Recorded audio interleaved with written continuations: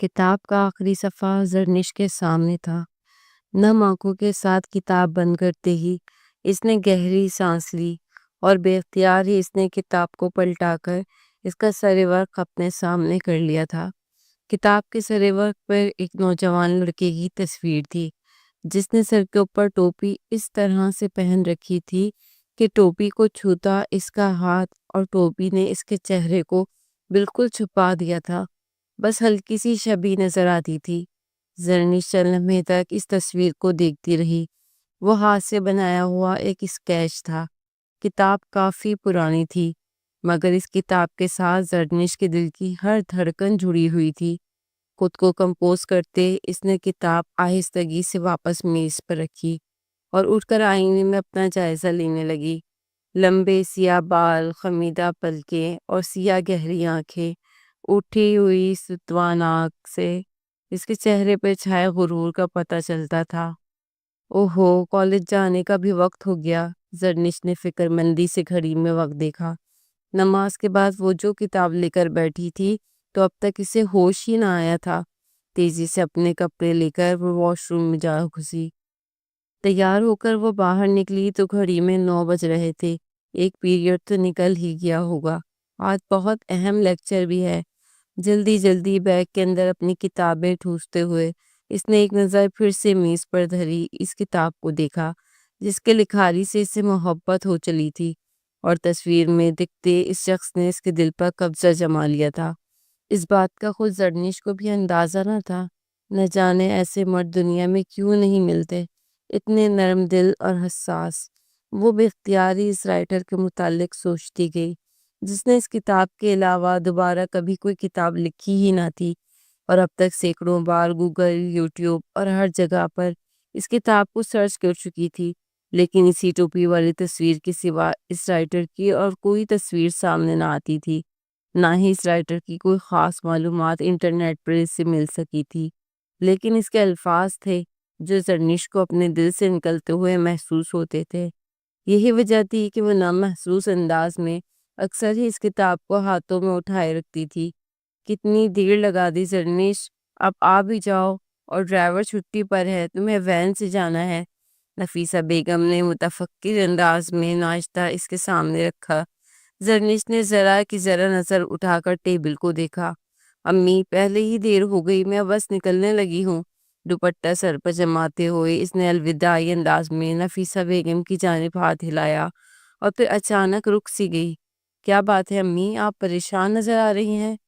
بیٹا، تم نے کہا تھا کہ آج تمہارا بہت امپورٹنٹ ٹیسٹ ہے، تمہیں دیر ہو جائے گی۔ تمہیں پتہ تو ہے نا، فرحات پہلے ہی تمہارے کالج پڑھنے کے خلاف ہے۔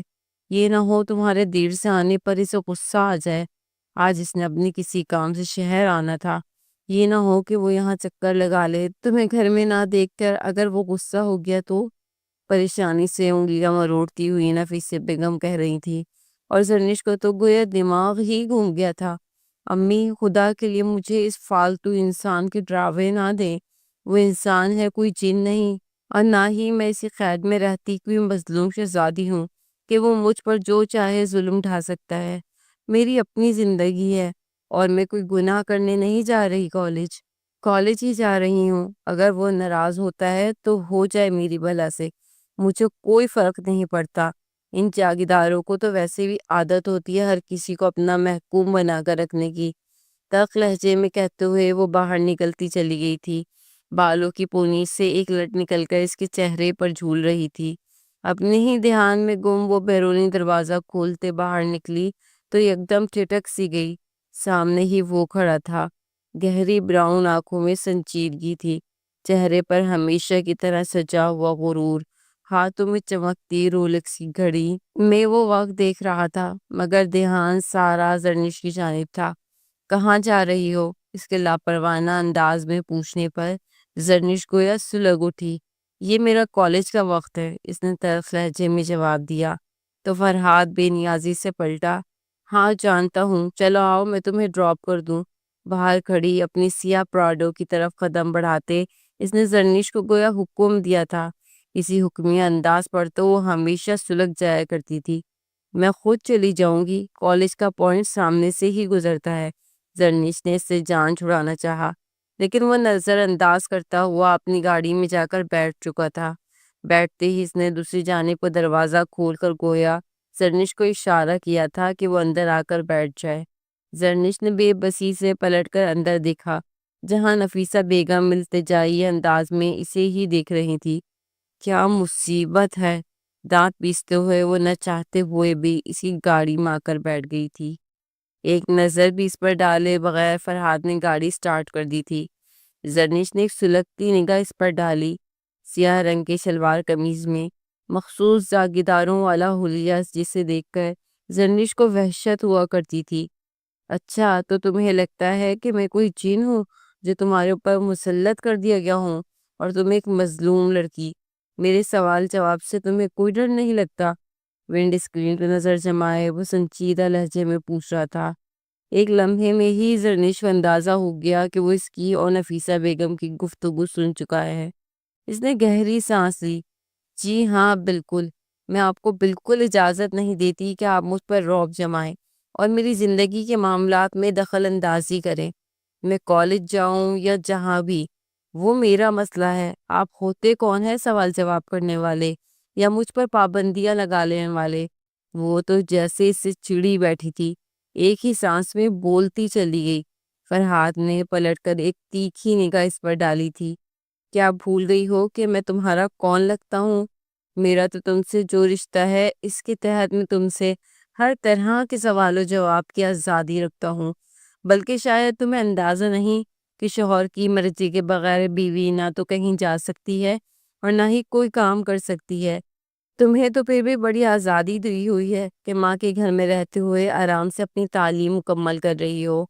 فرحاد نے ایک دفعہ پھر جلتی پر تیل کا کام کیا تھا اور زرنش گویا سر سے لے کر پیر تک سلگ اٹھی۔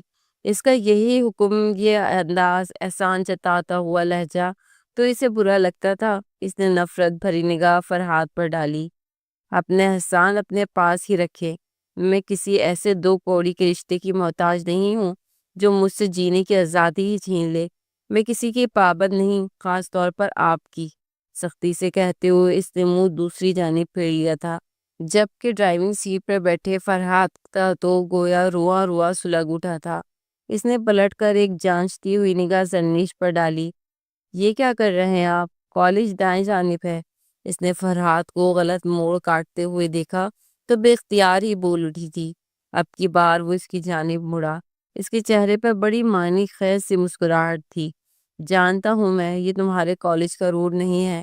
میں نے سوچا تمہیں بتا دوں کہ میں تمہارا کیا لگتا ہوں۔ آخر اتنا وقت ہو گیا ہے ہمارے نکاح کو، تھوڑا بہت تو تمہیں بھی پتہ چلنا چاہیے کہ شوہر کس کو کہتے ہیں۔ اس کے لہجے کی گہرائی محسوس کرتے زرنش کانپ کر رہ گئی تھی۔ پہلی دفعہ اسے احساس ہوا کہ اس نے فرحاد کی دکھتی رگ کو چھیڑا تھا۔ پچھتاوے کا ایک شدید احساس اسے اپنی لپیٹ میں لینے لگا۔ نفیسہ بیگم اسے فرحاد کی اسی طبیعت سے تو ڈراتی رہتی تھی، لیکن وہ تھی کہ ان کی کسی بات کو سنتی ہی نہ تھی۔ آج بھی پہلی دفعہ وہ اس کے ساتھ گاڑی میں بیٹھتے ہی اس کی انا کو مجروح کر گئی تھی، اور اب خمیازہ اسے بھگتنا ہی تھا۔ بے اختیار ہی وہ اپنی ہتھیلیوں کو مسلنے لگی۔ کہاں لے جا رہے ہیں آپ؟ میری بہت اہم کلاسز ہیں۔ اس کی آواز میں آنسو اترنے لگے، مگر فرحاد خاموشی سے گاڑی ڈرائیو کرتے رہا۔ شہر کی رونقیں آس پاس بھاگتے ہوئے پیچھے غائب ہونے لگیں۔ گاڑی ویران سڑکوں پر دوڑنے لگی۔ زرنش کے اندر خوف اترنے لگا۔ نہ جانے کتنی دیر ڈرائیو کرنے کے بعد پتہ چلا چاروں طرف درخت ہی درخت تھے، ویرانی اور سناٹے کا راج تھا۔ یہ کون سی جگہ ہے؟ گاڑی کیوں روک دی ہے؟ کیا کرنا چاہتے ہیں آپ؟ زرنش خوفزدہ لہجے میں کہا تو وہ سکون سے مسکراتا ہوا اس کی جانب پلٹا۔ ابھی بتاتا ہوں کہ کیا کرنا چاہتا ہوں۔ بیپ کی آواز کے ساتھ ہی گاڑی کے سارے ڈور لاک ہوئے تھے۔ زرنش کو جیسے کوئی کرنٹ سا لگا۔ اسٹیئرنگ پہ رکھا ہوا اس کے مضبوط ہاتھ نے زرنش کو یکدم گردن سے پکڑا تھا۔ فرحاد پلیز، بے اختیار ہی اس کے لبوں سے نکلا، مگر وہ جنونی انداز میں اس پر جھکا، اس کے چہرے کو اپنے دونوں ہاتھوں کی گرفت میں لے چکا تھا۔ اس کی سانسوں کی گرماہٹ زرنش کو اپنے چہرے پر محسوس ہو رہی تھی۔ فرحاد کی آنکھوں میں موت کی سی سختی تھی۔ بے اختیار ہی اس نے اپنی آنکھیں میچ لی۔ دو آنسو لڑک کر اس کی آنکھوں سے نکلے۔ فرحات جو تیش کی انتہا پر تھا بے اختیار ہی جیسے اس کا اشتعال جھاگ کی طرح بیٹھتا چلا گیا۔ چند ثانیے تک تو وہ اپنے دونوں ہاتھوں میں مقید اس کے چہرے کو دیکھتا رہا۔ دوپٹہ سر سے کپ کا ڈھلک چکا تھا، کپ کپاتے ہونٹ اور بھیگتی ہوئی پلکیں ضبط کی شدت سے اس کے گال سرخ ہو رہے تھے۔ فرحات کو خود پر قابو پانا مشکل ہوا۔ دیکھ لیا کہ میں کیا کر سکتا ہوں۔ یہ میری شرافت ہی ہے کہ 4 سال سے میرے نکاح میں ہونے کے باوجود آج تک میں نے تمہیں چھوا تک نہیں ہے، لیکن تم میری شرافت کا ناجائز فائدہ اٹھاتی ہو۔ یاد رکھنا میں فرحات علی تیمور ہوں۔ تمہاری جیسی کئی لڑکیاں میری جاگیر میں بھری پڑی ہیں جو ہنستے ہنستے اپنی عزت تو کیا اپنی جان بھی میرے قدموں میں نچھاور کر سکتی ہیں۔ اس لیے خود پر گھمنڈ کرنا چھوڑو۔ بہت دے دی ہے تمہیں مہلت۔ میں چاہوں تو ابھی یہاں سے تمہیں سیدھا حویلی لے جا سکتا ہوں۔ کسی میں اتنی طاقت نہیں کہ وہ مجھے روک سکے۔ تم میری منقوہ ہو۔ بابا جان کی خواہش کے آگے مجبور ہو کر میں نے تمہیں اتنے سال پڑھنے کی اجازت دے دی، لیکن اب بس گھر واپس جاؤ اور ماں سے کہہ دو کہ رخصتی کی تیاری کریں۔ میں اگلے ہفتے ہی تمہیں حویلی لے کر جاؤں گا تاکہ تمہیں پتہ چل سکے کہ شوہر کا رتبہ کیا ہوتا ہے۔ ایک جھٹکے سے اس کے چہرے کو چھوڑتا ہوا اس نے زرنش کو پیچھے دھکیلا تھا۔ زرنش کو یقین نہ آیا کہ وہ اسے بخش رہا ہے یا کسی نئی سزا کے لیے تیار کر رہا تھا۔ سانس روکے وہ پھٹی پھٹی نگاہوں سے اسے دیکھ رہی تھی جب دوبارہ سے گاڑی اسٹارٹ کرتے ہوئے اسے واپس کی جانب موڑ رہا تھا۔ کالج کے دروازے پر چھوڑتے ہوئے فرات نے ایک نظر اس پر ڈالے بغیر گاڑی زن سے آگے بڑھا دی تھی، جبکہ وہ تو ابھی تک اسی لمحے کے زیر اثر ساکت تھی۔ تھکے ہوئے چہرے کے ساتھ وہ شام ڈھلے گھر واپس آئی۔ دروازے پر ہی اس کے قدم جم کر رہ گئے تھے۔ 3 کمروں کا یہ چھوٹا سا گھر اس کے ابا نے تب بنایا تھا جب وہ سرکاری ملازم تھے۔ پھر ان کی اچانک موت اور اس کے بعد آنے والے درپے مشکل حالات کے بعد اب ان کے پاس لے دے کر بس یہی ایک چھوٹا سا گھر بچا تھا، جس کے باہر لگی بوگن ولیا کی بیل کے گلابی پھول بھی اب مرجھائے ہوئے سے لگتے تھے۔ اندر سے حسب معمول چلانے کی آوازیں آ رہی تھی۔ زرنش نے اپنے بیگ کو دونوں ہاتھوں میں جکڑ لیا۔ میں نے کہا تھا نا مجھے پیسے چاہیے۔ میں نے ایک دوست کا قرضہ واپس کرنا ہے۔ اگر آپ نے مجھے پیسے نہیں دیے تو میں ابھی دکاندار حمید کے ہاتھ یہ مکان بیچ دوں گا۔ اندر سے کاشف کے چلانے کی آوازیں آ رہی تھی۔ وہ آپے سے باہر ہو رہا تھا۔ زرنش گہری سانس لیتے ہوئے گھر میں داخل ہوئی۔ سامنے ہی اس کا اکلوتا بھائی جو اس سے عمر میں 5 سال بڑا تھا اس کی ماں پر برس رہا تھا۔ نفیسہ بیگم خاموشی سے آنسو بہا رہی تھی۔ کہاں سے پیسے دے دوں تمہیں؟ سارا زیور بیچ چکی ہوں۔ زرنش کی شادی کے لیے جو کچھ جمع کر رکھا تھا وہ سب تم وقفے وقفے سے لے جا چکے ہو۔ گھر میں کوئی قیمتی چیز نہیں چھوڑی تم نے۔ اب تم پھر پیسے مانگنے کے لیے آ گئے ہو۔ شرم نہیں آتی؟ جوان بہن کی شادی کرنی ہے، بوڑھی ماں کا ہی کچھ احساس کر لو۔ نشے کی لت نے اور خراب صحبت نے تمہیں کہیں کا نہیں چھوڑا، نفیسہ بیگم نے بہتے آنسوؤں کے ساتھ ہی کہا تھا۔ جب مگر کاشف پر اس سب کا کوئی اثر نہ ہوا، اس نے ہاتھ میں پکڑا ہوا شیشے کا گلاس اٹھا کر زمین پر پھینکا۔ کانچ دور دور تک بکھر گیا۔ زرنش نے افسوس سے اپنے اس بھائی کو دیکھا جسے ان سب کا سہارا بننا تھا، لیکن اس وقت تو وہ کسی گناہ کا انجام لگ رہا تھا۔ آپ حویلی والوں کو فون کریں، ان سے بولیں کہ مجھے کچھ پیسے چاہیے۔ کاشف کی ٹھہری ہوئی آواز پر زرنش نے چونک کر اسے دیکھا۔ نہیں امی، خدا کے لیے ایسا مت کریں۔ وہ لپک کر آگے بڑھی۔ کاشف نے ایک نفرت بھری نگاہ اس پر ڈالی۔ کیوں، تمہیں کیا تکلیف ہے؟ اگر تمہارے ہونے والے سسرالیے مجھے کچھ پیسے دے دیں گے تو کیا ہو جائے گا؟ کمی نہیں آ جائے گی تمہارے سسرال والوں کو؟ وہ نفرت سے بولا اور فون پر حویلی کا نمبر ڈائل کر کے نفیسہ بیگم کے ہاتھ میں تھمانے لگا۔ انہوں نے بے بسی سے ایک نظر زرنش کو دیکھا جس کی آنکھوں میں ذلت کے مارے آنسو آ رہے تھے۔ صبح فرحات کے ساتھ ہونے والی ملاقات آنکھوں کے سامنے لہرا گئی۔ وہ اور نفیسہ بیگم حویلی والوں کے سامنے اسی لیے تو مجبور ہو جاتے تھے کیونکہ انہیں پتا تھا ہر چند روز کے بعد کاشف کسی نہ کسی بہانے سے ان سے پیسے منگواتا رہتا تھا، اور اس وقت بھی نفیسہ بیگم دبی دبی آواز میں اپنے جیب سے رقم کا تقاضا کر رہی تھی کہ زرنش جانتی تھی دوسری جانب سے کوئی انکار نہیں ہوگا۔ نفیسہ بیگم نے جتنی رقم انہیں کہی تھوڑی ہی دیر کے بعد وہ کاشف کے اکاؤنٹ میں آ گئی تھی۔ رقم ملتے ہی وہ مطمئن ہو کر باہر نکلتا چلا گیا، جبکہ زرنش کا دل چاہا زمین پھٹے اور وہ اس میں سما جائے۔ کون تھا فون پر امی؟ اس نے مرے مرے لہجے میں پوچھا۔ نفیسہ بیگم نے سر جھکائے ہوئے جواب دیا، فرحات تھا، اپنے سے چھوٹے اور ہونے والے داماد سے پیسے مانگتے ہوئے۔ میرا دل چاہتا ہے کہ میں زمین میں گڑ جاؤں۔ کاشف کو کیسے سمجھاؤں کہ تمہارے باپ کے نام کی جتنی زمینیں تھی وہ سب انہوں نے ہمیں اسی وقت دے دی تھی جب ہم علیحدہ ہو کر شہر آئے تھے۔ تمہارے باپ نے کاروبار کرنے کی کوشش کی اور وہ سارا پیسہ اسی میں لگا دیا۔ کاروبار ناکام ہوا تو اس کے ذمہ دار حویلی والے تو نہیں؟ نہ جانے یہ کیوں نہیں سمجھتا۔ وہ بے بسی سے روتے ہوئے آنسو صاف کر رہی تھی۔ زرنش نے گہری سانس لی۔ کاشف کی لی گئی اس رقم کا خمیازہ اسے ہی بھگتنا تھا، یہ احسان اسے ہی چکانے تھے۔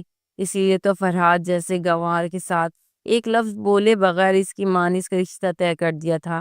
نہ صرف رشتہ بلکہ وہ مضبوط رشتہ جو اس کے ساتھ ہونے کا وہ تصور بھی نہیں کر سکتی تھی۔ 4 سال پہلے کی وہ خوبصورت شام چھم سے زرنش کی آنکھوں میں اتر آئی جب وہ گھر کی چھت پر بیٹھی اپنی سہیلی کے ہاتھوں پر مہندی لگا رہی تھی۔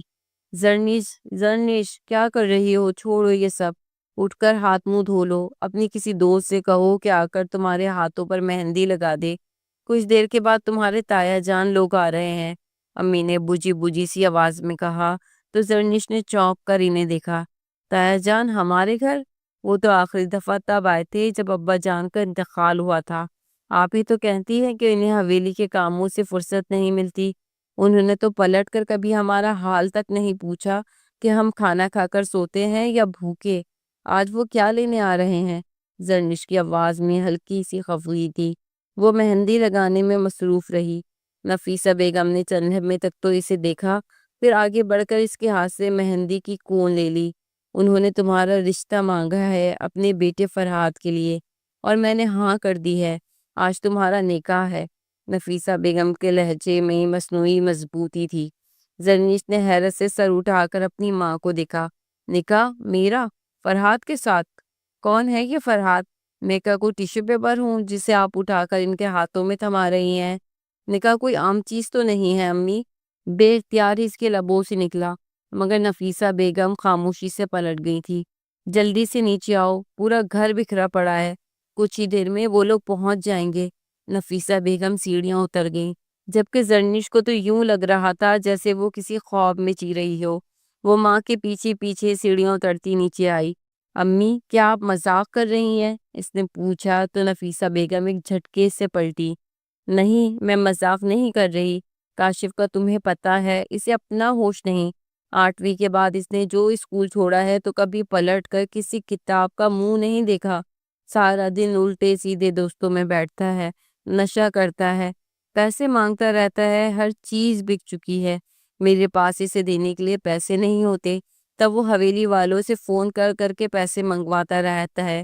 مجھے اس نے ان سب کے سامنے اتنا شرمندہ کر دیا ہے کہ اب جب بھائی جان نے مجھ سے تمہارے رشتے کا سوال کیا تو میں انکار ہی نہ کر سکی، اور ویسے بھی نہ جانے کب میری آنکھیں بند ہو جائیں، میری زندگی میں تم اپنے گھر کی ہو جاؤ تو مجھے کچھ سکون آئے۔ ان کی آواز میں لرزش تھی۔ زرنش حیران نگاہوں سے ماں کو دیکھتی چلی گئی۔ اگر ایسا ہے تو آپ اتنی پریشان کیوں ہیں؟ نفیسہ بیگم نے ایک جھٹکے سے اپنا چہرہ اوپر اٹھایا اور خود کو سنبھالنے لگی۔ نہیں، ایسی تو کوئی بات نہیں۔ ایسی ہی کوئی بات ہے امی، اتنے امیر گھرانے سے میرا رشتہ آ رہا ہے، پھر تو آپ کو خوش ہونا چاہیے۔ ساری زندگی حویلی والوں کے نام پر آپ ہمیشہ خاموش ہو جایا کرتی تھی۔ آپ نے کبھی نہیں بتایا کہ وہ لوگ کیسے ہیں، تو اب یہ بتا دے کہ کون ہے وہ لوگ، کون ہے فرحات جس کے ساتھ میرا رشتہ طے ہو رہا ہے؟ زرنش کا سوال ابھی منہ میں ہی تھا جب دروازے کے باہر ایک کے بعد ایک گاڑی کے ٹائر سے چررانے کی آوازیں آنے لگی۔ نفیسہ بیگم گھبرا کر پلٹی۔ جاؤ اندر کمرے میں جاؤ اور تیار ہو جاؤ، وہ لوگ آ گئے ہیں۔ نفیسہ بیگم لپک کر ان کا استقبال کرنے کو نکل گئی تھی۔ زرنش کا جی چاہا وہ اپنا سر دیوار میں دے مارے۔ وہ تو پڑھنا چاہتی تھی، اپنی اور اپنی ماں کی تقدیر بدلنا چاہتی تھی، لیکن حویلی والے تو کچھ اور ہی سوچے بیٹھے تھے۔ آنے والے کئی سارے افراد تھے، اونچے لمبے قد والے اپنے باپ سے ملتے جلتے چہرے والے شخص کو دیکھتے ہی وہ پہچان گئی تھی۔ وہ تایا جان تھے۔ سر پر اونچی سی پگڑی اور سفید کڑکڑاتا ہوا لباس، رعونت ان کے چہرے سے جھلک رہی تھی۔ ارے بھائی، بس گھر تو تمہارا شروع ہوتے ہی ساتھ ہی ختم ہو گیا۔ اتنے چھوٹے سے گھر میں میرا تو دم گھٹتا ہے۔ جلدی سے جو طے کرنا ہے کر لو، مجھے واپس حویلی کے لیے بھی نکلنا ہے۔ صوفے پہ بیٹھتے ہوئے وہ یوں بولے تھے جیسے انہوں نے آ کر احسان کیا ہو۔ زرنش کے حلق تک میں کڑواہٹ گھل گئی۔ اس نے نظر اٹھا کر دیکھا، ان کے برابر میں ہی ان کا بیٹا کھڑا تھا، فرہاد۔ اس نے پہلی دفعہ اسے باپ کے انتقال پر ہی دیکھا تھا۔ اس نے بھی سفید رنگ کا شلوار قمیض ہی پہن رکھا تھا، ہاتھ میں باندھی گئی قیمتی گھڑی اور چہرے پر نقود، بالکل اپنے باپ جیسی۔ وہ سر اٹھا اٹھا کر پورے گھر کا جائزہ لے رہا تھا۔ اس کے ساتھ ہی آئی ہوئی خواتین کے ہاتھوں اور گلے میں چمکتے سونے کی زیورات دیکھ کر زرنش کو خواہ اپنی کمائیگی کا احساس ہونے لگا۔ اس کی نگاہ بھٹک کر اپنی ماں تک گئی۔ عام سا جوڑا پہنے مسلسل اپنی ہتھیلیوں کو مسلتی وہ ان کے سامنے کتنی کمزور لگ رہی تھی۔ وہ خاموشی سے واپس اپنے کمرے کی جانب مڑ گئی تھی۔ اسے کبھی بھی اپنے یہ رشتے دار پسند نہیں آئے تھے۔ کمرے میں جاتے ہی وہ اضطراب سے چکر کاٹنے لگی۔ کچھ ہی دیر بعد کمرے کا دروازہ کھلا۔ ارے بھائی، بہت پیاری ہے ہماری زرنش تو، ہمارا بس چلے تو اسے آج ہی رخصت کروا کر اپنے ساتھ لے جائیں، لیکن تمہاری ضد ہے کہ اس کی تعلیم مکمل ہونے دیں تو چلو رک جاتے ہیں چند سال، لیکن آج یہ نکاح تو ہوگا ہی۔ اندر آنے والی تائی جان تھی، ہاتھ میں سونے کے کڑے گھماتے ہوئے وہ انتہائی تکبر سے کہہ رہی تھی۔ نفیسہ بیگم نے بے بسی سے زرنش کو دیکھا، وہ سر جھکا کر بیٹھ گئی۔ آنے والیوں نے اس کے سر پر سرخ دوپٹہ اڑا دیا تھا۔ تھوڑی ہی دیر کے بعد کمرے میں مولوی صاحب داخل ہوئے۔ کیا آپ کو حق مہر باویز 50 لاکھ روپے یہ نکاح قبول ہے؟ مولوی نے اس سے پوچھا تو ایک لمحے کے لیے وہ گنگ ہی رہ گئی۔ ایک بالکل اجنبی مرد کے ساتھ اس نے اپنی آنے والی زندگی سوچی ہی نہ تھی۔ قبول ہے بولتے ہوئے اس کے لب کپ کپا کر رہ گئے، لیکن سامنے ہی جھکے سر والی ماں کو دیکھ کر اس نے خاموشی سے نکاح نامے پر دستخط کر دیے تھے۔ کمرے میں مبارک سلامت کا شور گونجنے لگا اور تائی جان اس کا ماتھا چومتے ہوئے باہر نکل گئیں۔ کمرے کا دروازہ کھلا تھا۔ نیچے لان سے آتی آوازیں اسے صاف سنائی دے رہی تھی۔ نفیسہ بیگم انہیں کھانے پر رکنے کا اصرار کر رہی تھی، لیکن وہ لوگ عجلت میں تھے۔ ارے کھانا تو ہم لوگ اپنے گھر میں کھاتے ہی رہتے ہیں، ہر وقت میز پر کئی طرح کی ڈشز موجود رہتی ہیں۔ ہم تو یہاں صرف فرحات کا نکاح کرنے آئے تھے۔ اب نکاح تو ہو گیا ہے، یہ چھوارے رکھ لو، یہاں غریب غربا میں بانٹ دینا۔ 1 سال بعد ہم رخصتی کرنے ہی آئیں گے۔ جہیز وغیرہ تو تم بنا نہیں سکتی، اس لیے رہنے دینا۔ صرف لڑکی کا ہاتھ ہمارے ہاتھ میں تھما دو، وہی بہت ہے۔ تایا جان کی آواز پر زرنش کی آنکھوں میں آنسو آنے لگے۔ کیا ضرورت ہے پڑھنے کی ابا جان؟ جب نکاح ہو گیا ہے تو رخصتی بھی کر لیتے ہیں، 1 ہفتے کا وقت دے دے وہی کافی ہے۔ ویسے بھی حویلی میں ہی تو رہنا ہے اس نے، ایسے میں کالج کی تعلیم اس کے کس کام آئے گی؟ اس آواز پر زرنش نے چونک کر سر اٹھایا تھا۔ یہ فرحات کی آواز تھی، اس کے شوہر کی آواز۔ اس کے خیالات جان کر اسے ایک دفعہ پھر ڈھیروں رونا آیا۔ اس شخص کے ساتھ اس کا نکاح ہو گیا تھا جو عورت کو گھر میں باندھ کے رکھنے کا قائل تھا۔ جواباً تایا جان اسے کچھ سمجھا رہے تھے، اسے کہہ رہے تھے کہ لڑکی کو اپنی ضد پوری کر لینی چاہیے، ورنہ بعد میں وہ پوری زندگی تانے دیتی ہے۔ اس نے جھٹکے سے اٹھ کر کمرے کا دروازہ بند کر دیا۔ وہ مزید ان کے اعلیٰ خیالات نہیں سن سکتی تھی۔ تھوڑی ہی دیر بعد گاڑیوں کے چلنے کی آوازیں آئی تو اس نے کھڑکی سے جھانکا۔ گلی خالی تھی۔ اب تک آئے آنکھوں میں آنسو وہ روکتی رہی تھی، مگر اب وہ پھوٹ پھوٹ کر رو رہی تھی۔ اس کے نکاح کو چند روز ہی ہوئے تھے جب اس کے کالج میں فن فیئر لگا۔ کتابوں کے اسٹال کے پاس سے گزرتے ہی اس نے وہاں پر سے کتاب اٹھا لی۔ سر وقت پر ایک نوجوان سے لڑکے کی تصویر تھی۔ وہ اس کتاب کا لکھاری تھا۔ کتاب کافی سال پرانی تھی۔ وہ جنگ اور محبت پر لکھا گیا ایک خوبصورت ناول تھا۔ ناول خرید کر زرنش گھر آئی تھی اور اسے اپنی کتابوں والے شیلف میں سجا دیا۔ اگلے روز پڑھنے بیٹھی تو ایک ایک لفظ میں اتنی گہرائی تھی کہ وہ خود حیران رہ گئی۔ بے اختیار اس نے ناول پلٹ کر دیکھا۔ کتاب کی اشاعت لندن میں کی گئی تھی مگر لکھاری پاکستان نہیں تھا۔ زرنش کو بے اختیار ہی اس شخص میں دلچسپی سی محسوس ہوئی جو عورت اور عورت کے احساسات کو اتنی اچھی طریقے سے سمجھتا تھا۔ اس پورے ناول کی ہر سطر کو پڑھتے ہوئے زرنش کو اس رائٹر سے محبت ہوتی چلی گئی۔ وہ ایسا ہی مرد اپنی زندگی میں چاہتی تھی، خیال رکھنے والا، احساس کرنے والا، عورت کو عزت دینے والا۔ کتاب کے آخری صفحے کو پڑھتے ہی اس نے بے اختیار اسے پلٹ کر دوبارہ دیکھا۔ اس کے اندر شدت سے خواہش جاگی کہ وہ اس رائٹر کا اصل چہرہ دیکھے، لیکن انٹرنیٹ پر کئی دفعہ سرچ کرنے کے باوجود بھی اسے کچھ نہیں ملا۔ اس رائٹر نے شاید شوقیہ یہ ناول لکھا تھا، کیونکہ اس کے بعد نہ تو اس نے دوبارہ کوئی کتاب لکھی اور نہ ہی اس کا کوئی انٹرویو منظر عام پر آیا تھا۔ وہ کتاب جیسے زرنش کے لیے ایک تھراپی بن گئی۔ اس کے نکاح کو 6 مہینے گزر چکے تھے۔ حویلی والوں کی جانب سے مسلسل رخصتی کا اصرار بڑھتا جا رہا تھا۔ کاشف جب بھی آتا لڑ کر پیسے لے کر چلا جاتا۔ زرنش اور نفیسہ بیگم کو بعد میں پتہ چلا کہ وہ خود بھی حویلی فون کر کر کے اپنے لیے پیسے منگواتا رہتا تھا، اور ایک روز وہ اپنے کالج سے باہر نکلی۔ پریکٹیکل کی وجہ سے وہ شدید تھکاوٹ کا شکار تھی۔ سامنے سیاہ رنگ کی پراڈو کو کھڑے دیکھ کر جیسے اس کے قدم زمین میں ہی جم کر رہ گئے۔ گاڑی کے سامنے اس سے ٹیک لگائے، دونوں ہاتھ اپنے سینے پہ باندھے، فرحاد کھڑا تھا۔ اسے آتے دیکھ کر فرحاد نے اپنی آنکھوں پہ لگائے سن گلاسز اتارے اور سیدھا ہو کر کھڑا ہو گیا۔ آؤ گاڑی میں بیٹھو، میں بھی تمہارے گھر ہی جا رہا تھا، اس نے سنجیدگی سے کہتے ہوئے گاڑی کی طرف اشارہ کیا۔ زرنش نے تذبذب سے اس آس پاس دیکھا۔ میں بس سے چلی جاؤں گی۔ جب میں نے کہا ہے کہ گاڑی میں بیٹھو تو اس کا مطلب ہے کہ بیٹھو، بس سے جانے کا تو سوال ہی پیدا نہیں ہوتا۔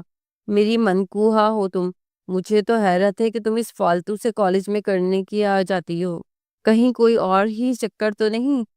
فرحاد کی زبان نے جیسے زہر اگلا تھا۔ زرنش اپنی جگہ جامد رہ گئی۔ کس انداز میں بات کر رہے ہیں آپ؟ بڑی مشکل سے اس نے یہ چند الفاظ منہ سے نکالے اور اگلے ہی پل فرحاد نے اسے بازو سے پکڑ کر تقریباً گاڑی کے اندر زور سے پھینکا تھا۔ وہ ششدر رہ گئی۔ دوسری طرف کا دروازہ کھول کر اندر بیٹھتے ہوئے فرحاد نے کٹیلی نگاہ اس پر ڈالی۔ اماں جان کا تم سے ملنے کا دل چاہ رہا تھا، میں تمہیں حویلی لے جانے آیا ہوں، اس نے کہا اور گاڑی سٹارٹ کر دی۔ حویلی؟ کیا مطلب؟ میں نے امی کو کچھ نہیں بتایا اور میں اس طرح خود سے کہیں نہیں جا سکتی، اس نے گڑبڑا کر کہا، مگر فرحاد اس کی کوئی بھی بات سنے بغیر گاڑی بھگاتا لے جا رہا تھا۔ مسلسل بولنے کے بعد تھک ہار کر زرنش خاموش ہو گئی تھی۔ اسے اندازہ ہو گیا تھا کہ حاکمانہ طبیعت رکھنے والا فرحاد علی تیمور اس کی کوئی بات نہیں سننے والا۔ ماتھے پہ بل ڈالے وہ تیزی سے گاڑی ڈرائیو کر رہا تھا۔ شہر سے 4 گھنٹوں کی مسافت پہ ان کا گاؤں تھا، جہاں بنی شاندار سی حویلی کے سامنے فرحاد نے گاڑی روکی۔ اس کی گاڑی رکنے ہی ملازمین میں جیسے کھلبلی سی بچ گئی۔ تیزی سے حویلی کا دروازہ کھولا گیا۔ حویلی اندر سے بھی اتنی ہی شاندار تھی جتنی باہر سے۔ گاڑی کھڑی کرنے تک کئی ملازمین جھک جھک کر فرحاد کو سلام کر چکے تھے۔ زرنش کو اچھی طرح اندازہ ہو گیا تھا کہ فرحاد کی طاقت اور اہمیت کیا ہے۔ ایک لمحے کے لیے تو اس کا دل بھی مروب سا ہو گیا۔ باہر نکلو اور چہرے کے تاثرات ٹھیک کرو، اس حویلی کی ہونے والی بہو ہو تم، شکل سے بالکل کسی مزارے کی بیٹی کی طرح لگ رہی ہو، اس نے ایک دفعہ پھر طنز کے تیر چلائے۔ زرنش کو سمجھ نہیں آ رہا تھا کہ آخر وہ اس سے اتنی نفرت کیوں کرتا ہے، اتنا غصہ اور اتنی نفرت کی آخر وجہ کیا تھی۔ خاموشی سے اپنی جانب کا دروازہ کھول کر وہ نیچے اتر آئی۔ سامنے سے تائی جان چلی آ رہی تھی۔ ارے میری بیٹی کتنی تھکی ہوئی لگ رہی ہے، اتنے پرانے سے کپڑے پہنے حویلی کی بہو کو تو یہ بالکل سوٹ نہیں کرتے، چلو اندر آؤ، نہا کر کپڑے تبدیل کرو۔ تائی جان کے لہجے میں محبت تھی یا طنز، زرنش سمجھ نہ سکی، مگر خاموشی سے ان کے ساتھ اندر آ گئی۔ حویلی کی ہر چیز سے عمارت ٹپک رہی تھی۔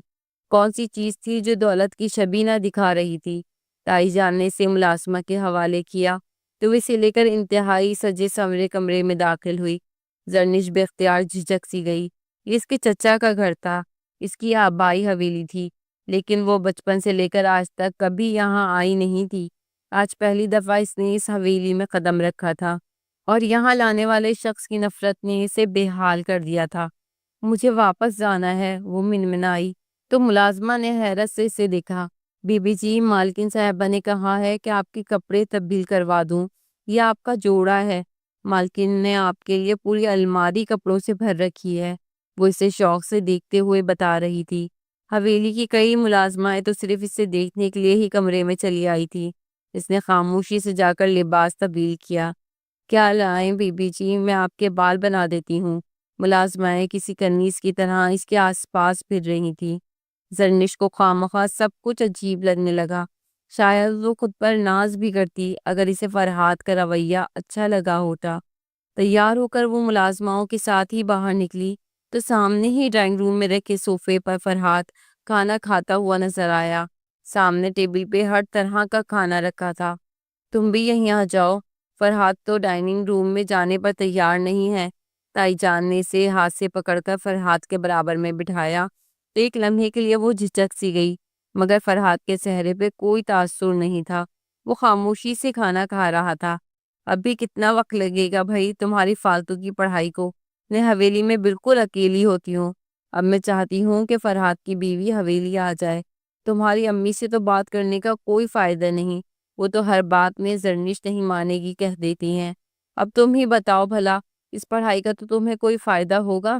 ہمارے ہاں نوکر چاکر دولت کسی چیز کی کوئی کمی نہیں ہے، بھلا جاگیرداروں کو بھی تعلیم کی ضرورت ہوتی ہے۔ تائی جان کے لہجے میں فخر تھا، کم تعلیم یافتہ ہونے کا عکس صاف دکھائی دے رہا تھا۔ زرنش نے خاموشی سے سر جھکا لیا۔ وہ چند لمحے تک اس سے باتیں کرتی رہی۔ فرحات خاموشی سے اس کا جائزہ لے رہا تھا۔ کھانا ختم کرتے ہی وہ اٹھ کھڑا ہوا۔ امی جان، اگر آپ نے اس سے مل لیا ہے تو اب میں اسے واپس لے جاؤں؟ ہم چچی جان کو اطلاع دیے بغیر آئے تھے۔ ویسے تو میں نے فون پر انہیں بتا دیا تھا، لیکن اس طرح مناسب نہیں لگتا۔ فرحات کے منہ سے اتنی نرمی سے بات نکلتے دیکھ کر زرنش ایک پل کے لیے تو حیران ہی ہو گئی، مگر تائی جان بھی کندھے اچکاتے ہوئے اٹھ کھڑی ہوئی تھی۔ ہاں بھائی لے جاؤ، تم بھلا کب میری بات مانو گے؟ بیوی ابھی بیاہ کر آئی نہیں اور تم تو اسی کی طرفداری کرتے ہو۔ جملے کے آخر میں تائی جان کے لہجے میں ہلکا سا طنز امڑ آیا تھا۔ فرحات نے زرنش پر ایک نگاہ ڈالی اور آگے بڑھ گیا۔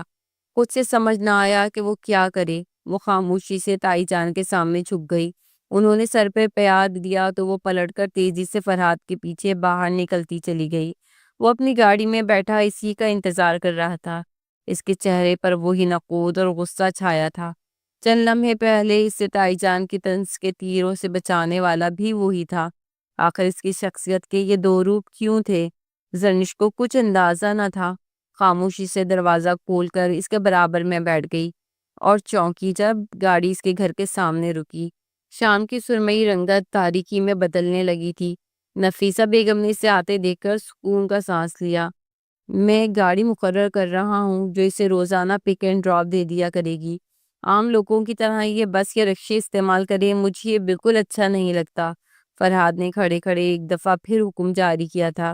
زرنش سلگ کر رہ گئی، مگر اس سے پہلے کہ کچھ کہتی فرحاد پلٹ کر گاڑی میں بیٹھ کر وہاں سے جا چکا تھا۔ نفیسہ بیگم سے ہاتھ تھام کر اندر لے آئی۔ کیا ہو گیا زرنش، کس سوچوں میں گم ہو گئی ہو؟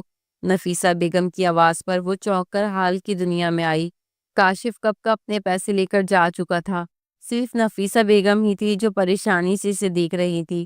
خود کو کمپوز کرتی ہوئی وہ سیڑھیاں چڑھ کر اوپر اپنے کمرے میں چلی آئی۔ سفید رنگت میں سرخی سی گھلی ہوئی تھی۔ اس کا دل چاہا وہ پھوٹ پھوٹ کر رونے لگے۔ اگلی صبح وہ تیار ہو کر نیچے آئی تو نفیسہ بیگم سامنے ہی پریشان صورت لیے بیٹھی تھی۔ ماں کو گمسم دیکھ کر زرنش ان کے پاس چلی گئی۔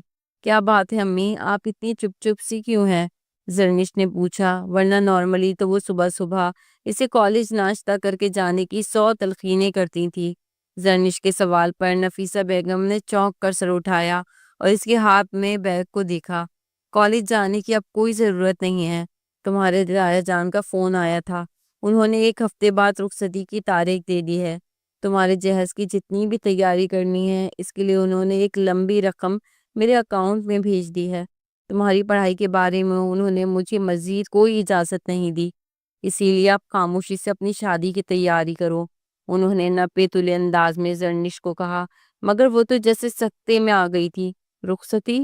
1 ہفتے بعد؟ لیکن امی اگلے مہینے میرے ایگزام ہے، میری ڈگری ضائع ہو جائے گی، وہ بے بسی سے کہتے ہوئے ان کے پاس بیٹھی، مگر نفیسہ بیگم خاموش سی بیٹھی تھی۔ میں کچھ نہیں کر سکتی، میں پہلے ہی تمہاری اس پڑھائی کی ضد کی وجہ سے تمہاری تائی جان سے بہت باتیں سن چکی ہوں، اب میں مزید ان سے بے عزت نہیں ہو سکتی۔ فرحات سے بات کر کے شادی کے بعد پڑھ لینا۔ وہ اپنی بات مکمل کرتے ہوئے وہاں سے اڑ گئی اور فرحات کا نام آتے ہی اس کے حلق میں تلخی گھل گئی۔ فرحات جو میری تعلیم کے سخت خلاف ہے، وہ مجھے پڑھنے دے گا؟ وہ تو مجھے عزت کی نگاہ سے دیکھتا تک نہیں۔ اس کی شبی آنکھوں کے سامنے لہراتے ہی زرنش کو اس سے سخت نفرت محسوس ہوئی تھی۔ اسے بے اختیار رونا آیا، کاش میری شادی کسی اچھے انسان سے ہوتی۔ اچانک اس کے ذہن میں وہی کتاب کے سرورق پہ بنا اس لڑکے کا اسکیچ لہرایا۔ زرنش کی دھڑکن جیسے ٹھہر سی گئی۔ بیگ سے موبائل نکال کر اس نے اس میں محفوظ کی گئی تصویر کو دیکھا۔ سوائے گہرے براؤن بال اور آنکھوں کے اور کچھ دکھائی نہ دے رہا تھا۔ نہ معلوم کیوں اسے یوں لگا جیسے یہ آنکھیں دیکھی دیکھی سی ہوں۔ کیا میں کبھی تم سے مل پاؤں گی؟ شاید نہیں۔ فرحاد علی تیمور ہی میرے نصیب میں ہے۔ گہری سانس لیتے ہوئے زرنش نے موبائل واپس بیگ میں رکھا اور اٹھ کھڑی ہوئی۔ نہ چاہتے ہوئے بھی اسے اپنی رخصتی کی تیاری کرنی ہی تھی۔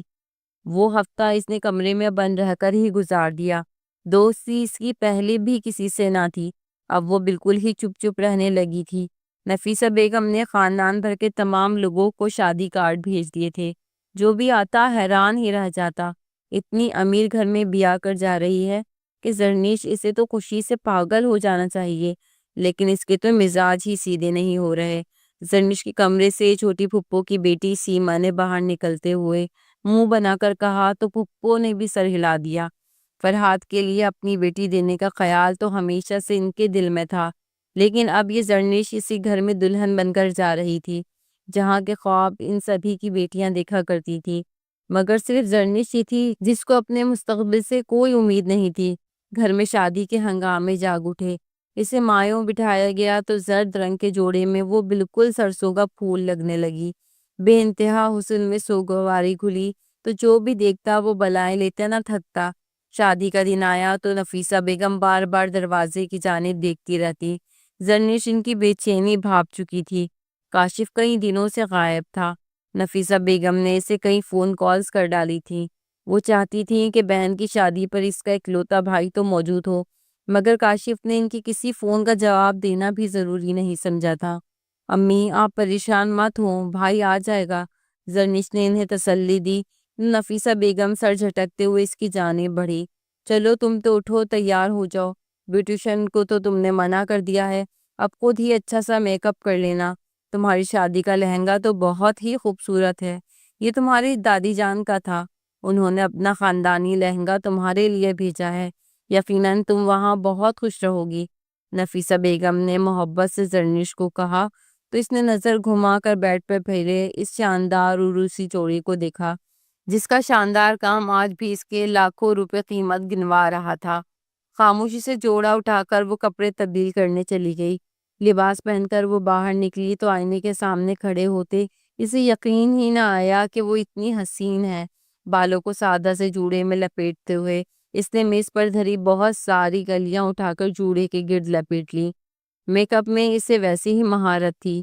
ہلکا پھلکا میک اپ کر کے اس نے خود کو دلہن کے روپ میں ڈھال لیا تھا۔ وہ مزید لوگوں کی باتیں نہیں سننا چاہتی تھی۔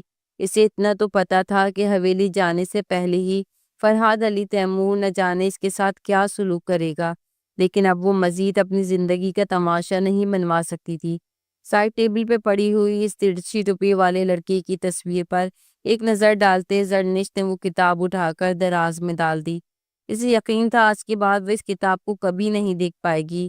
ایک گمنام رائٹر کی کتاب، بھلا دوبارہ اسے کہاں سے ملنے والی تھی۔ رخصتی کا ہنگامہ مچا تو اچانک ہی کمرے میں بہت سی خواتین امڑ آئی۔ چلو بھائی، فرحات تو بہت ہی اتاولا ہوا جا رہا ہے۔ اتنی بڑی اور شاندار بارات میں نے آج تک کبھی دیکھی نہیں جتنی فرحات اپنے زرنش کے لیے لے کر آیا ہے۔ نہ جانے کس کی آواز تھی۔ زرنش کی سماعتیں بے اختیار باہر سے آنے والی آوازوں پر ٹک گئی۔ بینڈ بازی اور پٹاخوں کا اتنا شور تھا کہ کان پر یہ بڑی آواز سنائی نہیں دے رہی تھی۔ کوئی گاڑیوں کی قطار گنوا رہا تھا تو کوئی لٹائے گئے پیسوں کی تعداد، مگر زرنش کا تو صرف آنے والے لمحات کا سوچ کر ہی خوف آ رہا تھا۔ نفیسہ بیگم نے اسے گلے مل کر بہت ساری دعائیں دی اور اسے رخصت کیا۔ گھر کی دہلیز پار کرتے ہی گھونگھٹ اس کے چہرے پہ گرا دیا گیا تھا۔ سیاہ پراڈو سامنے کھڑی تھی، سرخ پھولوں سے اسے بڑی خوبصورتی سے سجایا گیا تھا۔ گاڑی کی فرنٹ سیٹ پر فرحاد علی تیمور بیٹھا تھا۔ زرنش نے گھونگھٹ کی اوٹ سے اسے دیکھا۔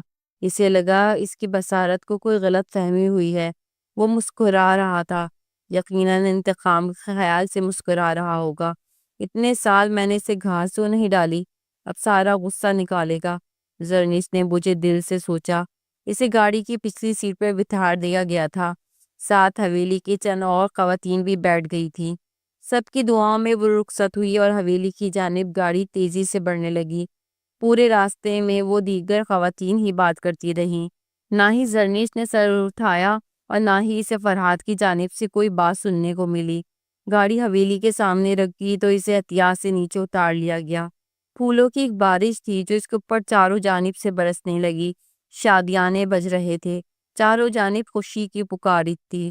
چلو بھائی، دلہن کو اس کے کمرے میں بھجوا دو، بہت رات ہو گئی ہے، ساری رسمیں صبح کر لیں گے۔ اتنے لمبے سفر میں وہ بیچاری تھک گئی ہوگی۔ یہ تائی جان کی آواز تھی۔ زنش کو پھر سے شک ہوا۔ حویلی والوں کے متعلق اس کی تو کوئی اور ہی رائے تھی۔ اسے دھیرے دھیرے چلاتے ہوئے فرحاد کے کمرے میں پہنچا دیا گیا تھا۔ انتہائی خوبصورتی سے کمرے کی سجاوٹ کی گئی تھی۔ کمرے میں پھولوں کی خوشبو سے فضا بوجھل ہو رہی تھی۔ تائی جان نے اسے ہاتھ سے پکڑ کر بیڈ پہ بٹھایا اور اس کا لہنگا چاروں جانب پھیلا دیا۔ بس فرحاد ابھی آ جائے گا، زیادہ پریشان مت ہونا، ہم سب تمہارے اپنے ہی ہیں۔ تائی جان نے مسکرا کر اس کا ماتھا چوما اور خود کمرے سے باہر نکل گئی، جبکہ وہ تو حیرت سے وہیں بیٹھی رہ گئی تھی۔ ڈور لاک ہوا تو اس نے آہستگی سے سر اٹھا کر دیکھا۔ گھڑی میں رات کے 2 بج رہے تھے۔ انہیں شہر سے یہاں پہنچتے پہنچتے اتنا وقت لگ گیا تھا۔ زرنش نے نظر گھما کر کمرے کا جائزہ لیا۔ یہ وہی کمرہ تھا جہاں اس روز ملازمہ اسے لے کر آئی تھی۔ تو کیا وہ فرحاد کا کمرہ تھا؟ اس کے گال سرخ ہونے لگے، مگر فرحاد کا خیال آتے ہی اس کے اوپر جیسے منوس پڑ گئی۔ نئی زندگی کی خوشی کا کوئی احساس اس کے من میں نہیں جاگ رہا تھا۔ فرحاد کے طنز اس کے ذہن میں گونجنے لگے تو تھک کر اس نے بیڈ کی پشت سے ٹیک لگا لی۔ رفتہ رفتہ کمرے کے باہر سے آنے والی آوازیں مدھم ہوتی چلی گئیں۔ بیڈ کی پشت سے ٹیک لگائے اس نے اپنی آنکھیں بند کی اور نہ جانے کب نیند کی وادیوں میں اترتی چلی گئی۔ کمرے کی لائٹس روشن ہی تھی جب ہلکی سی آہٹ پہ اس کی آنکھ کھلی۔ اس نے بے اختیار سیدھا ہوتے اپنے گھونگھٹ کو چہرے پر گرا لیا تھا۔ کمرے میں کوئی داخل ہوا تھا، اونچا لمبا۔ زرنش نے آہستگی سے نظر اٹھائی۔ نیند کے باعث اسے واضح نظر تو نہ آیا، مگر وہ جو کوئی بھی تھا اس نے پینٹ شرٹ پہن رکھی تھی۔ اسے یاد آیا فرحاد کو جب اس نے گاڑی میں دیکھا تھا تو اس نے شیروانی پہن رکھی تھی، وہ بھی سفید رنگ کی، مگر یہ سیاہ رنگ کی پینٹ شرٹ پہنے کمرے کے اندر کون آیا تھا؟ زرنش کے دماغ میں ایک دھماکہ سا ہوا۔ مہارانی بن کر یہاں بیٹھی ہو، اپنے دلہا کے انتظار میں، شرم نہیں آتی؟ کروڑوں کی اس دولت پہ قبضہ جما کر عیش کی زندگی بسر کرو گی اور میں وہاں سڑکوں پر دھکے کھاؤں گا؟ کیسی بہن ہو تم؟ تمہیں تو شرم سے ڈوب کر مر جانا چاہیے۔ ذہن میں ڈوبی آواز پر وہ ایک جھٹکے سے اٹھی تھی۔ سامنے کوئی اور نہیں بلکہ کاشف کھڑا تھا۔ بکھرے ہوئے بال، سرخ آنکھیں، صاف لگ رہا تھا کہ وہ آدھے سے زیادہ نشے میں ہے۔ ڈولتے ہوئے قدموں کے ساتھ وہ اسی کی جانب بڑھ رہا تھا۔ کاشف، تم یہاں؟ یہ کیا طریقہ ہے؟ امی تمہارے لیے کتنی زیادہ پریشان تھی، اور تم یہاں حویلی میں کیا کر رہے ہو؟ زرنش نے بے ساختہ اس سے پوچھا تھا، لیکن کاشف تو کسی اور ہی دھن میں تھا۔ اس نے یکلت آگے بڑھ کر زرنش کا بازو دبوس لیا۔ اس کے لبوں سے ایک گھٹی گھٹی سی چیخ نکلی۔ زیادہ لیکچر دینے کی ضرورت نہیں ہے، دیکھ لوں گا اماں کو بھی۔ میں نے کہا بھی تھا کہ جب تک تمہاری شادی میں حویلی والے مجھے گاڑی گفٹ نہیں کریں گے، میں شادی میں شرکت نہیں کروں گا۔ اور میری غیر موجودگی میں انہوں نے تمہیں رخصت کرنے کی جرت کیسے کی؟ راج کرنے کے خواب دیکھ کر آئی ہو نا یہاں؟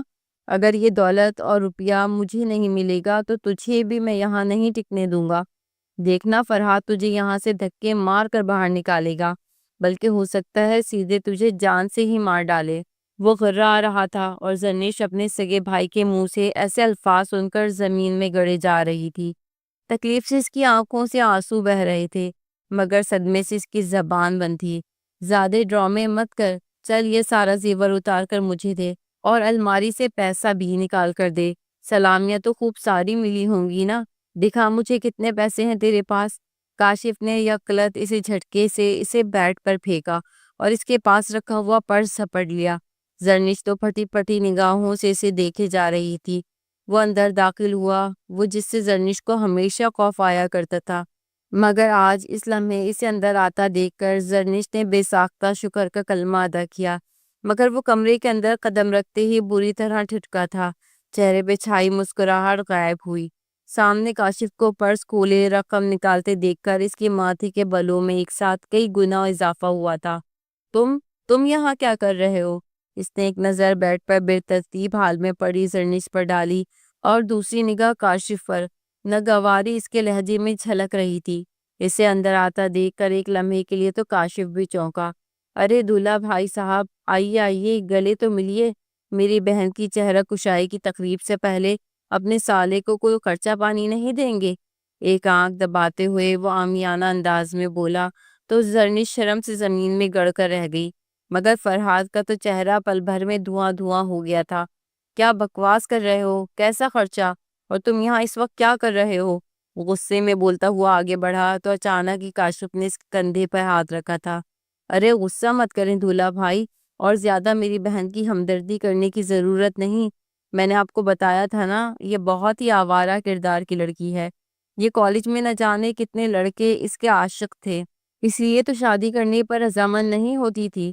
پہلے بھی آپ کو کتنی بار بتایا تھا کہ جلد شادی کر لو ورنہ کسی کے ساتھ بھاگ جائے گی، لیکن آپ شادی تو کر لی ہے، لیکن مجھے میرا انعام دینا بھول گئے۔ کاشف دبا کر بولا تو بیڈ پر بیٹھی زرنش پر جیسے سکتہ طاری ہو گیا۔ کیا کہا تم نے؟ تم میرے بارے میں فرحاد کو بتاتے تھے؟ وہ سچ ذراتے ہوئے لہجے میں بولتی اٹھی، مگر کاشف نے تو جیسے اس کی بات ہی نہیں سنی تھی۔ اچانک چٹاک کی زوردار آواز آئی۔ فرحاد نے ایک زوردار تھپڑ کاشف کے منہ پر دے مارا تھا۔ شرم نہیں آتی اپنی بہن کے متعلق ایسی باتیں کرتے ہو؟ پہلے ہی تمہاری باتیں سن سن کر میں اس سے انتہائی بدظن رہ چکا ہوں، مگر رخصتی کا کہنے سے پہلے میں نے اپنے طور پر ساری چھان بین کروا لی تھی۔ جو معلومات تم مجھے اپنی بہن کے متعلق دیتے تھے وہ سب جھوٹی تھی۔ تمہارے بتائے ہوئے ان فرضی بوائے فرینڈز کا تو سرے سے کوئی وجود ہی نہ تھا۔ بقول تمہاری اس بہن کے ساتھ دن رات گھوما کرتے تھے۔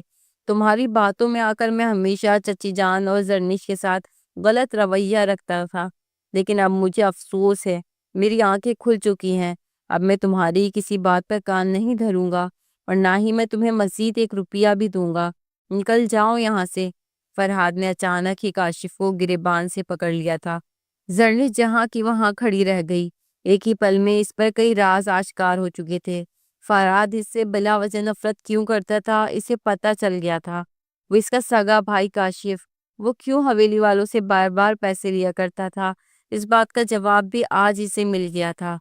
فرحاد کاشف کو دھکے دے کر کمرے سے نکال رہا تھا، مگر وہ آپے سے باہر ہو چکا تھا۔ نہیں، میں کہیں نہیں جاؤں گا۔ اس حویلی میں میرا بھی حصہ ہے۔ مجھے آدھی جائیداد چاہیے ورنہ میں تم سب کو جان سے مار دوں گا، ختم کروا دوں گا تمہاری شادی اور جھوٹ بولوں گا، سب کے گھر برباد کر دوں گا۔ نہ جانے کیا کیا اول فول بکتا ہوا وہ مسلسل چلا رہا تھا۔ فرحاد نے جیسے ایک زوردار تھپڑ جڑا تو وہ جہاں کھڑا تھا وہیں زمین پر جھولتا ہوا نیچے گر گیا۔ فرحاد نے گہری سانس لے کر دروازہ کھولا۔ باہر ملازمین الرٹ کھڑے تھے۔ اس کے حکم پر ہی 2 گارڈز اندر آئے اور انہوں نے کاشف کو اٹھا لیا۔ اسے ہاسپٹل میں ایڈمٹ کرو، نشے کا جتنا اثر ہے سب کا علاج کرواؤ تاکہ اس کی اصل شخصیت تو باہر نکلے۔ نہ جانے کیا بن گیا ہے، اس نے بیزاری سے کہتے ہوئے ملازمین کو حکم دیا تھا، جبکہ سامنے بیٹھی زرنش کی آنکھوں میں آنسو مٹتے چلے آ رہے تھے، اور وہ جیسا بھی تھا اس کا بھائی تھا، اور سامنے کھڑے شخص اچانک ہی اس کا اتنا ہمدرد کیسے بن گیا تھا۔ ملازمین کمرے سے باہر نکلے تو فرحاد نے ایک دفعہ پھر دروازہ بند کر دیا تھا، مگر زرنش کو اچھی طرح اندازہ ہو گیا تھا کہ باہر اس کے نام پر ایک تماشا لگ چکا ہوگا۔ فرحاد نے آگے بڑھ کر آہستگی سے اس کا ہاتھ تھاما۔ وہ برف کی طرح ٹھنڈا تھا۔ فرحات نے ایک گہری نظر میں اس کا جائزہ لیا۔ وہ سراپا ہو لگ رہی تھی مگر اس کی آنکھوں میں آنسو تھے۔ فرحات نے دھیرے سے ہاتھ بڑھا کر انگلی کی پور پر اس کا ایک آنسو چنا۔ زرنش گھبرا کر 2 قدم پیچھے ہٹی۔ مجھے معاف کر دو زرنش، میں وہ نہیں ہوں جیسا تم مجھے سمجھتی ہو۔ چچا جان کا انتقال ہوا تو میں ابا جان کے ساتھ تمہارے شہر آیا تھا۔ تمہارے گھر میں تمہارے بھائی کاشف سے میری دوستی ہوئی۔